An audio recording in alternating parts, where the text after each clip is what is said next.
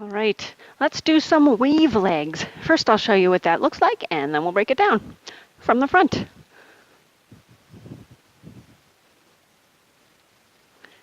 And from the side.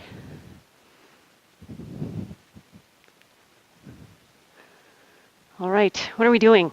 Well, this is really just a variation on the regular weave or the forward weave. If you're not familiar with the forward weave, I would recommend getting familiar with that. You might click on the video that is linked in the description below this video so that you have some sense of the regular forward weave before you start with this one.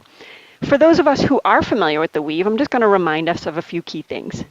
The weave is essentially making, it looks like this, and what we're doing is we're making figure eights lying on their side, or infinity symbols, if you will, with our hand as we bring the hoop from one side of our body to the other.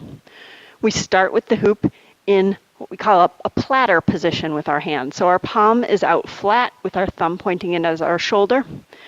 We're going to grip the hoop very lightly in that platter position because the hoop is going to need to rotate a fair amount in our hand as it goes through the different positions of this move. So we don't want to have a death grip on it because that just won't let the rotation happen. First thing that happens is the back of the hoop comes up and it comes down on the other side of our body. Back of the hoop comes up, down on the other side of our body. Back of the hoop comes up, like so. That's exactly what we're doing with weave legs also, with two key differences.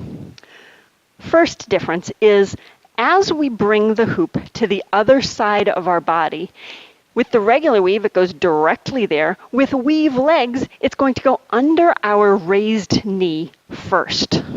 Okay, show you from the side. The other key difference is typically with the regular weave, we keep the hoop in one hand throughout the move. We might change hands at some point, but typically the hoop is in one hand at a time. Whereas with weave legs, we're going to alternate hands every time we get to the other side of our body. All right, how does that happen?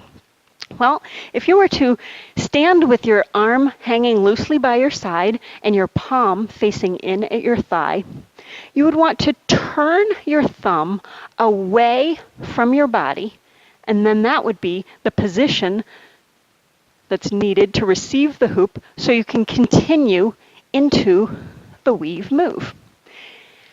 Had you had your arm hanging loosely by your side, and had you turned your thumb in towards your body, it almost seems like the same hand position, except there's nothing you can do with that arm from there. It certainly isn't going to go into a weave from there. So you want to turn your thumb away from your body, and you can even check to see if this is the right position by bending your elbow. Does this look familiar? This is our platter position, right? Which we know is where we need our hand to be, the kind of position we need for our hand in order to do our weave. All right. So, a couple of things to know about weave legs. One is you want to work with a hoop that is small enough to go underneath your raised knee.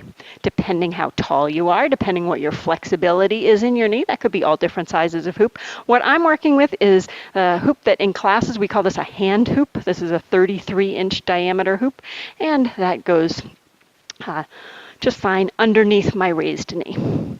Another thing, though, is you want to make sure you aim that hoop for underneath the knee, because the knee is the highest place when you raise your leg.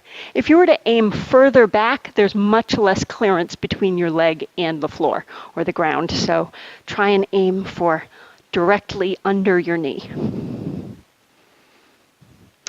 Weave legs is a fun move. It is a great fitness move, and it's great kind of for the mental sequencing and coordination of all of the different parts and moves that need to happen there.